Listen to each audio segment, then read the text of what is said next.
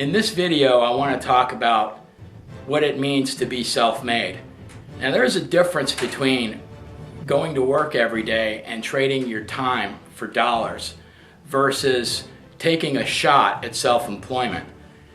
There is a huge difference, and people that are self-employed realize that it takes a tremendous amount of discipline, perseverance, tenacity, but above all, courage. It takes a lot of courage to be told no and still press forward. As a matter of fact, rejection is probably one of the things that occur daily when you first start. But once you get your traction, things start to take off from there. Now, we all have the ability to be self-made, but only a few are going to actually do what it takes to succeed. I met Brian Danis when he was 19 years old. Now, he was just as determined then as he is now. In 2008, Brian and I started a company called Sadri Web Design. We did search engine optimization, web development, branding and marketing, pretty much what I do to this day with my business clients. Brian was a huge part of that. By 2010, Brian relocated back home to Pennsylvania and became the founder and CEO of Curotech. Today, his company is listed in the top 200 global leaders for his industry. I had an opportunity to interview Brian, and this is why he is an inspiration to me and anyone that is looking to succeed in their business. I'm here with the CEO of Curotech, Brian Danis. And Thanks for having me, Sean. Oh, no problem, man. I've been wanting to have this interview with him for quite some time. We're actually in Center City on top of one of the buildings out here in, what's the area? Philadelphia. Well, I know Center that. City. I know. Rittenhouse. Rittenhouse, right.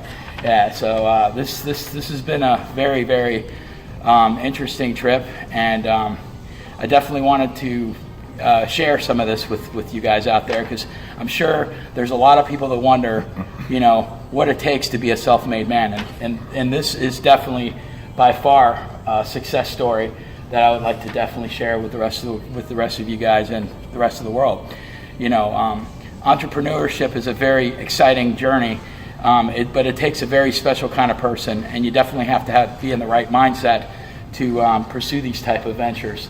And Brian, my God, I just can't tell you how proud I am to see how far you've come, because I think we met when you were, what, 19? Yeah, 18, 19. 18, 19, yeah. So, yeah. And where are you at now? How old am I? Yeah. 30. You're 30 years old. So just in a short period of time, this guy's definitely made vast jumps, leaps and bounds, man. And I just wanted to share a couple things. So my first question is, what sparked the idea in your mind to start your own business? Well, I've always been kind of different. I always carved a different path in life. I've never really been one for, traditional education or schooling. So I didn't go to college, and I was trying to find my way early on when I was 18, 19, and I was looking for, a way to find something that I felt passionate about. And ultimately, I worked a few low-end jobs and didn't really, didn't resonate with me, didn't take me where I wanted to go. So I, kind of just found that the best, the best path for me would be one where I could determine my own future and, figure out how to do things the way that I wanted to do them, and ultimately build something that was larger than myself. Yeah, you definitely did that. And, it's funny you say you didn't take the traditional path. I feel the same way that you do. I've never, my father's a retired doctor, that, and it's just always been education, and in today's day and age, we're in the age of information. It's like it's so readily available, and the internet's basically rendered college useless, and a lot of people are stuck with these enormous debts that they'll never be able to pay off in their life. And it's crazy because, I've made a really good life for myself outside of the traditional information path. I think being self-made has a lot to do with being self-educated as well.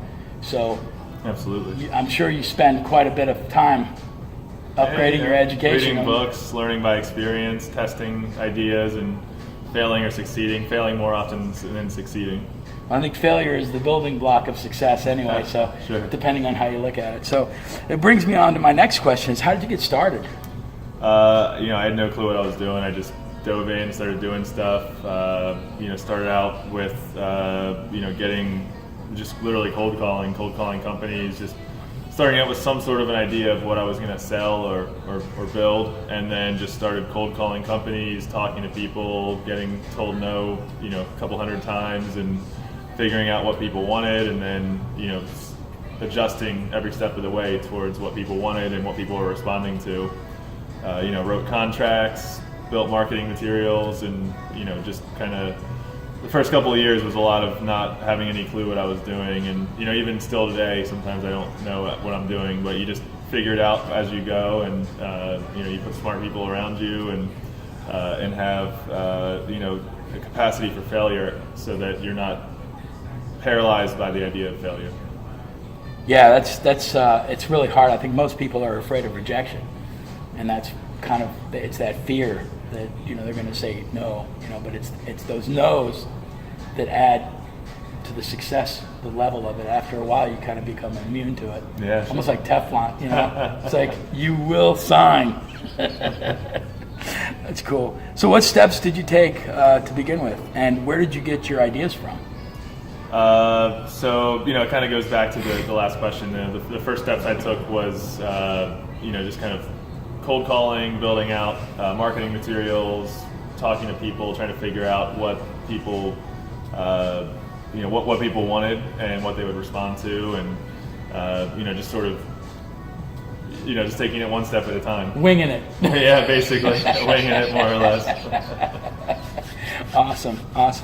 So, were you scared, or did you have a gut feeling that you were going to be successful?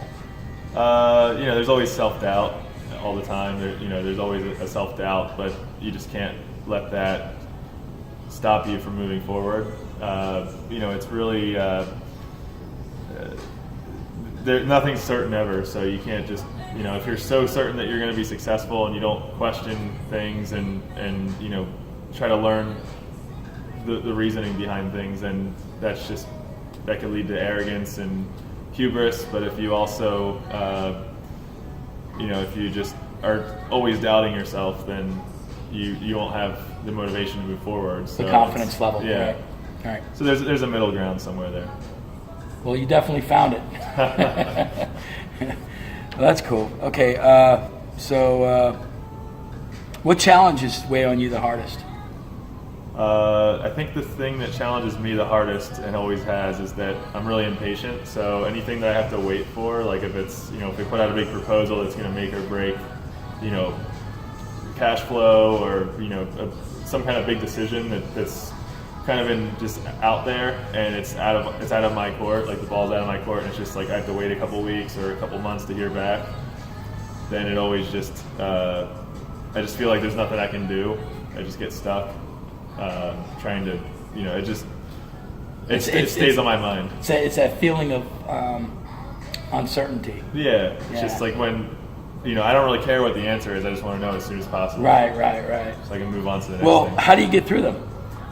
I just try to move on to the next task. I just run multiple initiatives in parallel, and then just, if I'm stuck on something, if something's in limbo, then I just move on to something else and keep myself busy. And it keeps moving forward. That's a great strategy, really, and very, very productive too.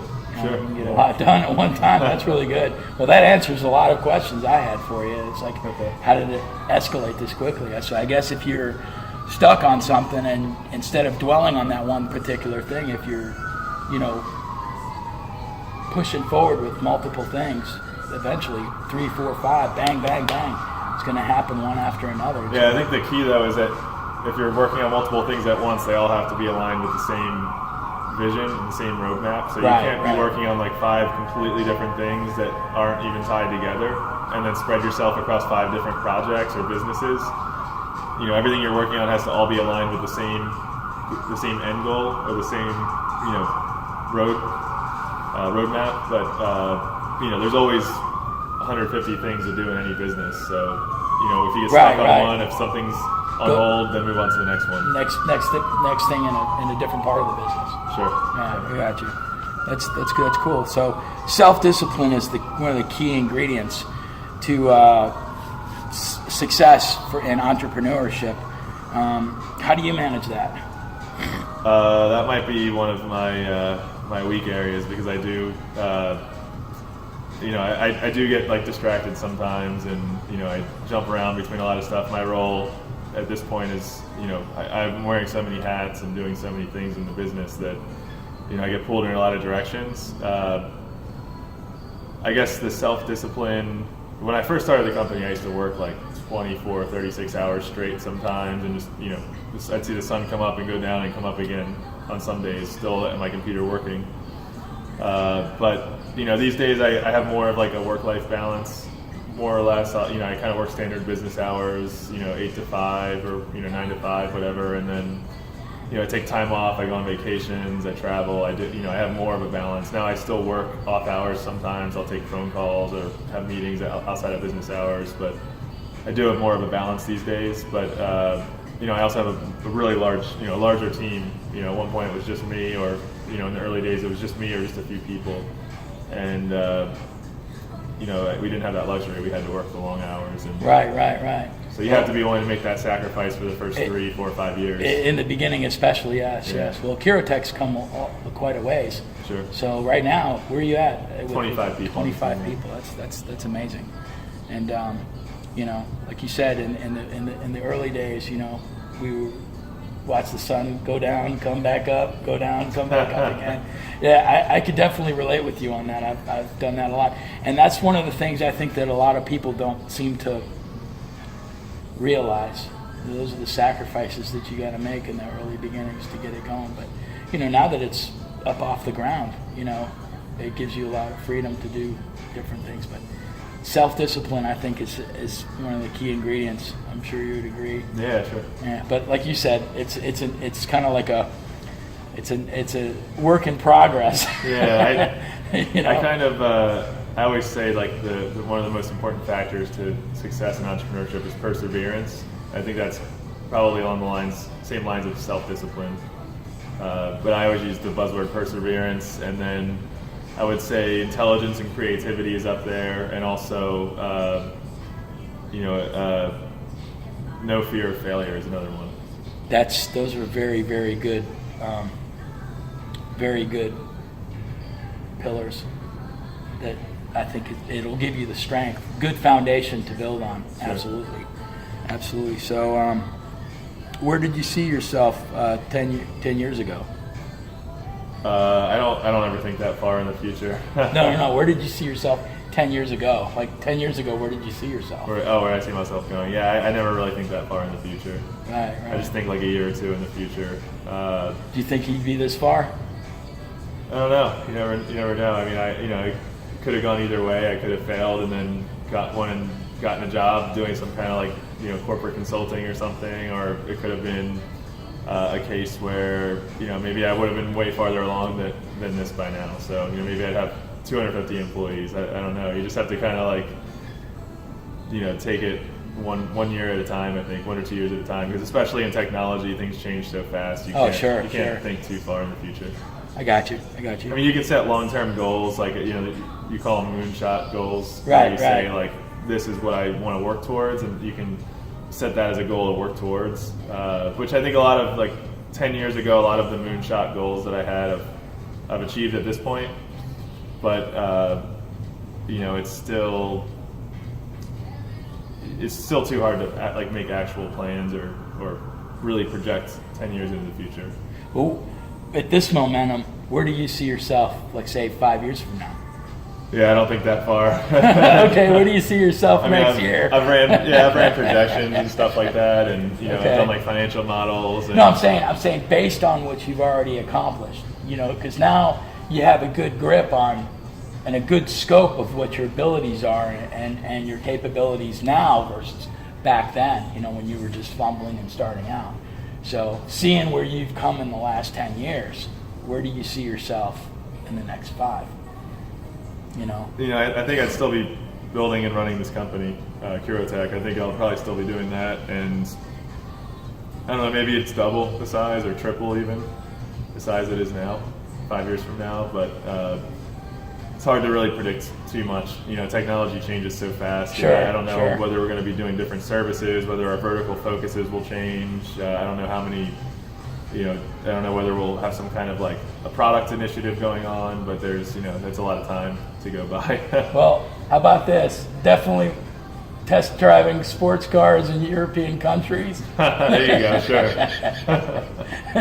And a lot more horse riding and sure. getting into your favorite things. Yeah, Cool. definitely. Yeah.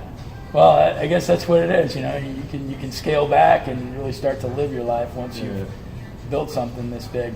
Yeah, you can. I tend to stay more involved and just kind of keep going where I'm needed. Right now, my main role is sales and business development because that's where I'm needed. But maybe in 5 years that could change. We might have a biz dev team and SDRs and account executives and people to run all of those aspects of the business. So maybe I'll at that point move on to something else. Maybe I'll be assembling a board of advisors or doing something that's more high level, or maybe there's another area of the business that needs my focus. I don't know. So it's hard to say exactly what I'll be doing, but having fun. Yeah, right now I'm in business development. That's good. That's cool. All right. So can you offer some words of encouragement to those that have always dreamed of becoming self-employed? Yeah. So I think you just have to go for it. If you have some kind of a plan and you think that you have a good shot at making it happen, just go for it. Don't question too hard. Just focus on. Sometimes I get criticized for this personality trait about myself, but I just make a lot of decisions really fast and move really quickly. I was going to ask you about that. Yeah. Elaborate on that. Yeah, I just do things really quickly. Everything I do is done quickly. I don't spend too much time thinking about the decisions I make. I just like trust my gut in the moment and just move with it and then move on to the next thing. And because of that, I can typically tend to make probably decisions 3 or 4 times faster than most people can. But I'm also fully prepared for like some of those decisions to be bad ones. Depending on the risk and the value of the decision. If it's a high risk, high value decision, then I'll take more time and consider it more carefully. But if I have to make 100 medium risk and medium value decisions in a day, I'll just blow through those as quickly as possible and then measure the output of them and then adjust in the future. But back to your question, I would say just moving quickly, not letting anything slow you down, trusting yourself and trusting your gut, and then just being passionate about what you do are the key factors. And other than that, it's kind of a thing where I don't know how much of this is nature versus nurture, but it's kind of one of those things that you just have in you. Some people do and some people don't. And I don't know whether that thing inside of you can be nurtured into you or whether it's just who you are. But I truly believe that a lot of it is something that we all have that. Some of us are able to tap into that a little bit easier than others. Sure. Some of us are conditioned to believe that this is the way we're born and this is what we're destined to be. And I think that the more people start to talk to people like you that, from that 18-year-old kid that didn't know what he wanted, and starting early is key. That's when you don't have a family or a house or big commitments in life, then you have less on the table to lose. The more the biggest thing that people always say that I'm going to start a business, I'm going to do it in 5 or 10 years from now, and then they start buying a house and having kids and getting married and all those things, not necessarily in that order, but they start doing all those things and then they end up in a situation 10 years later when they just say now there's too much on the table to lose, so I just have to stick with my corporate job that's comfortable. But the earlier you do it, the rebuttal I hear from so many people is that I'm too inexperienced. I need to spend more time at my job to learn more about the industry before I can take that leap. But that's just an excuse that's stopping you from doing it. And if you wait too long, then you'll have 5-10 more excuses that'll be, bigger reasons not to do it later on. Right. So the key is just doing it early and just figuring it out. I mean, there's nothing better than 4 years of college. You can learn a lot, but I think you can learn a lot more in 4 years of running a company. Whether it fails or succeeds, 4 years you'll have totally agree with you. Much more real life learning lessons from doing that. Yeah, that's you nailed it, man. You nailed it. Well, thank you for your time. Sure. Definitely. No problem. It's been a great experience. I've had a great time up here in Philly, and especially hanging with this guy for the last 2 weeks. Learned a lot, and I hope that this video goes the distance, and some of you out there that have been wanting to get something started will jump right into it. I think the bottom line here is no fear. Don't be afraid to take that step. I mean, starting early is a great thing, but you can always start your day over. You can always start your life over. Reinvent yourself and become the person you want to be, and that's the key to happiness. Have a great day.